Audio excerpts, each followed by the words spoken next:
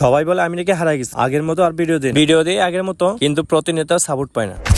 Hello everyone, আসসালামু আলাইকুম। New another ব্লগে সবাইকে জানাই সুস্বাগতম। ভিডিওর শুরুতেই আমি বলেন সবার কাছে একটাই রিকোয়েস্ট এবং হাত জোর করে বলতে, যদি আমার ভিডিওটা আপনার কাছে যায় তাহলে অবশ্যই একটা ফলো দিয়ে একটা কমেন্ট করুন। এতদিন ধরে ভিডিও বানাই, না পাই কোনো সাপোর্ট, না পাই কারোর ভালোবাসা। ও আচ্ছা, এর ভিতর আরেকটা কথা আছে, আমি আবার একটা ইউটিউব চ্যানেল করেছি, আর এই ইউটিউব চ্যানেলের নাম হচ্ছে শাকিল মিয়া ব্লগ। যারা আমার ইউটিউব চ্যানেল সাবস্ক্রাইব করে না, প্লিজ রিকোয়েস্ট একটা সাবস্ক্রাইব করে দিবেন। তাহলে চলুন এবার ভিডিও মূল টপিকে যাই। আজকে ডিম রান্না করবো আলু দিয়ে, আর ডিমগুলো থাকবে আস্ত। এক আপু আমাকে কমেন্ট করছে, ভাই আপনি কি প্রতিদিনের ডিম খান? ব্যাচেলার লাইফে ডিম রান্না করা এবং বাজি করাটা খুবই সহজ। আর বন্ধুরা, আপনারা কি মনে করছেন আমি প্রতিনিয়ত ডিম খাই? আপনারা একদমই ভুল বলছেন। আমি সপ্তাহে একদিন বা 2 দিন এর বেশি ডিম খাই। আর গাইস, আমি কিন্তু ডিম সবথেকে একটু বেশি পছন্দ করি, যার কারণে সপ্তাহে 2 থেকে 3 বার রান্না করে ফেলি। তো আমার মতো ডিম খাইতে কে পছন্দ করেন হাত তুলেন। ও আচ্ছা, থুকু ভুল বলছে, একটা কমেন্ট করে। আর এই তো গাইস, ডিমগুলো ফাতিলে দিয়ে দিলাম। ডিমগুলো কিন্তু আমার দিকে ছাই আছে, মানে কখন রান্না হবে আর পেটে ঢুকাবো। আর যারা আমাকে ফলো না দিয়ে ভিডিওটা সামনে যাওয়ার পরে টান মারিয়ে উপরে চলে গেছে, তাহলে আপনারা বুঝতে পারেন না আমার মূল্যবান সময়টা যে কতটা অতিবাহিত করছে এই ভিডিওর পিছনে। কি আর কম দুঃখের কথা, রান্না করা আমার শেষ। যদি আপনাদের মন চায় একটা সাবস্ক্রাইব এবং ফলো করে দিন, জোর করে আর কিছু করা যায় না। এই বলে আমার ভিডিও এখানে শেষ করলাম।